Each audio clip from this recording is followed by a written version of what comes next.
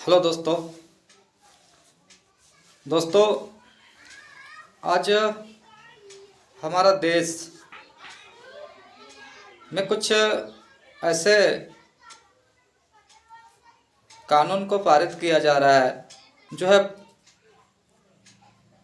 पूरे प्राकृतिक कहिए कि खतरे में आ गया है और उसे बचाना कहीं ना कहीं पूरे देशवासियों का धर्म होता है। अभी आप देखिएगा कि राजस्थान में अभी एक मामला चल रहा है अरावली पर्वत को लेकर, जिस मामले में माननीय सुप्रीम कोर्ट ने फैसला भी दिया कि जो 100 मीटर से कम है हाइट है जिन पर्वत का, जो 100 मीटर से कम वाले हाइट के जो पर्वत हैं, ऊंचाई के जो पर्वत हैं, वो जो है पर्वत के इसमें नहीं आएगा, वो पर्वत नहीं कहलाएगा, ये मान लीजिए सीधा सीधी। और उन पर्वतों को जो है तोड़ा जाएगा, हटाया जाएगा, उसको क्रश किया जाएगा और उससे तरह तरह के सामानें बनेंगी।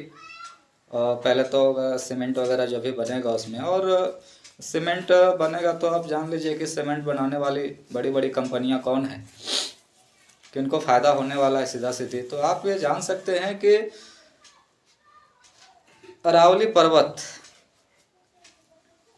राजस्थान में पड़ता है। आप बहुत सारा वीडियो अभी चल रहा है, आप देखें भी होंगे। और ये सिर्फ राजस्थान की बात नहीं है, ये सिर्फ राजस्थान के लोगों के लिए चिंता का विषय है, ये बात नहीं है। ये अगर लॉ लागू हुआ है तो ये जान जाइए कहीं ना कहीं अगर राजस्थान में पारित तो हो ही गया है, लेकिन अगर इसका विरोध नहीं किया गया, इस फैसले को वापस नहीं कराया गया, तो ये जान लीजिए कि हमारे पूरे भारत में ये चीज़ जो है लागू होने में देर नहीं लगेगी साथियों। तो कहने का मतलब है कि हम तो झारखंड से बिलोंग करते हैं, तो हमें क्या मतलब है राजस्थान में कुछ भी हो उससे क्या मतलब। लेकिन ऐसा नहीं है, राजस्थान में अगर हो रहा है तो कहीं ना कहीं हमारे झारखंड में भी हो सकता है, क्योंकि हमारे झारखंड में भी पर्वत कम नहीं, हमारे झारखंड की प्रकृति का सुंदरता जो है कहीं किसी राज्य से कम नहीं है। और उस प्रकृति के साथ छेड़छाड़ करना समझ लीजिए कि कितना बड़ा खतरा मंडरा रहा है हमारे देश के ऊपर। तो हम वर्तमान सरकारों से, चाहे वो केंद्र सरकार हो चाहे वो राज्य सरकार हो, कुछ चीज़ें सरकारों ने बहुत अच्छी की है, केंद्र सरकार भी राज्य सरकार भी करती है, बहुत चीज़ें अच्छी करती है। लेकिन ये जो अभी हो रहा है इसका हम तो निंदा करते हैं इस चीज़ का। प्रकृति से कम छेड़छाड़ नहीं होना चाहिए। प्रकृति से छेड़छाड़ होने का मतलब है कि मानव संसाधनों पर, मानव जीवन पर एक बहुत बड़ा खतरा और मानव जीवन से खेलना। भारतवर्ष से, अपने राज्य से, अपने प्रकृति से जो प्यार करते हैं, जिनके अंदर अभी भी सांसें बाकी है, जो अभी भी सही मायने में मानव है, जो अभी भी सही मायने में जिसके अंदर जीव है, जिसके अंदर रक्त दौड़ता है, वो जरूर ये काम कर सकता है दोस्तों।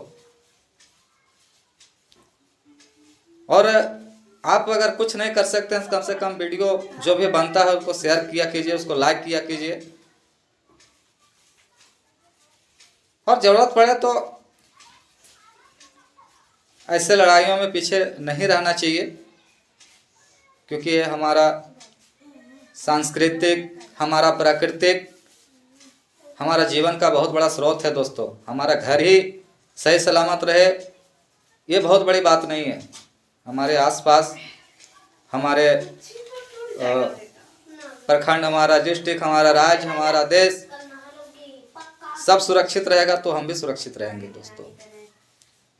इसलिए इस प्रकरण में सभी को हमारे हिसाब से भागीदारी लेना चाहिए। हर राज्य को लेना चाहिए, हर देशवासी को लेना चाहिए। और ऐसे फैसले को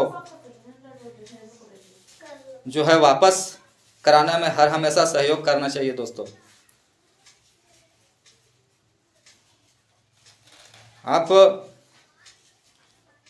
आप खुद ही सोचिए कि एक पहाड़ में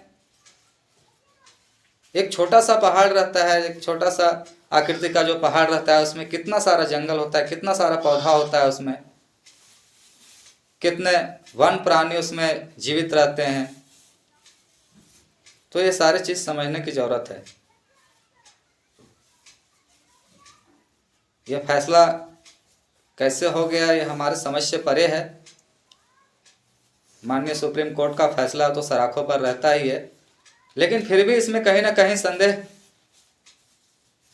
पैदा करती है ये फैसला कि आप प्रकृति के साथ कैसे छेड़छाड़ कर सकते हैं। अगर आप 100 मीटर से कम वाले पहाड़ को अगर पहाड़ नहीं मानेंगे तो हमारे देश में उस तरह के कितना हजार पहाड़ होंगे जो पहाड़ नष्ट होने के कगार में है।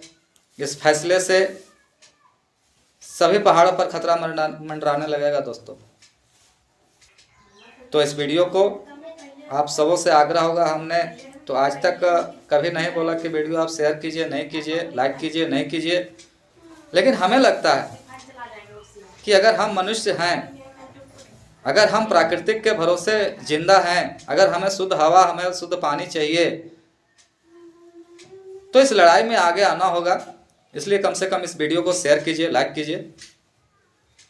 यही आशा करते हैं, यही उम्मीद करते हैं। धन्यवाद दोस्तों।